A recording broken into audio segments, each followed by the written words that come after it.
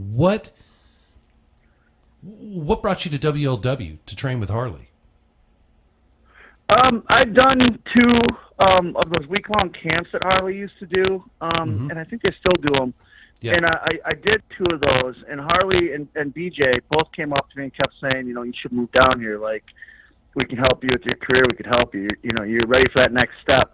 And I remember sitting down and talking with Trevor Adonis and saying, hey, you know, I have this opportunity. I don't know. I have family here and all that. And Trevor says, you know, Harley is the greatest professional wrestler, and he's telling you to come down. You might want to do that. Right. And so I packed everything up into a U-Haul, and I moved down there, and I lived down there for about 4 years, and it was the best time of my life. Every single guy was welcoming as soon as I walked in the door. Darren Wade and I became real fast friends. Trevor Murdoch and I became fast friends. Superstar Steve. I got to meet Brian Breaker, and, you know, we were all just really good guys. And then I got to know Harley, and not just know Harley as like a trainer, but I got to know Harley as the man. And he taught me so much about not just wrestling, but life in general. And it was, you know, I value every single time that I went in with him. You know, I got to go into his office and sit and pick his brain, and we go to, you know, Buzzers and have some lunch and stuff, and I'd still pick his brain.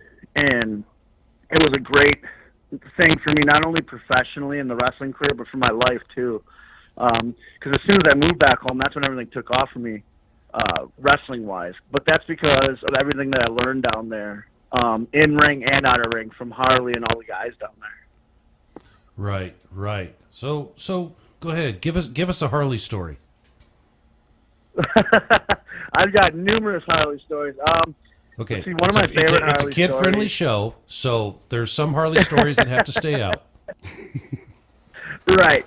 How about this? The Hall of Fame show that I was just speaking about, we all went to the bar afterwards, which was there in a hotel that we were all staying in. And some of the WLW girls are on one side of the bar, some of the WLW guys on the other side. We're all just having a good time. And Harley was sitting off in the distance at a table.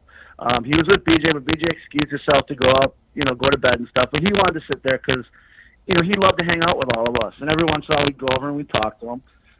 But a particular group of guys came over and they started harassing the women. And they were being very rude and harassing him. And you could see Harley getting kind of worked up because Harley, you know, thought of all of us as his kids, and he wanted to protect all of us. And so Darren Wade walks over to these guys and says, hey, fellas, you might want to back off, you know, and they're like, well, what are you going to do about it? And Darren's like, well, I'm not going to do anything about it. You know, I'm not going to do anything to you guys. But you see that man over there, in about 10 minutes, it's going to take him to get up from that table, walk over here, and he's probably going to kick all your butts. And as soon as you see Harley trying to get up, the guys over, they look, and they go, Harley Race? And he's like, it sure is. Oh, my God. They went over, started talking to Harley. About 20 minutes goes by, and all of a sudden, next thing you know, we all had fresh drinks in our hands, all had shots in front of us, and the guys left the bar. I have no idea what Harley said to those guys to this day. No idea, but I got a free drink and a free shot out of it. Hey, that'll work, man.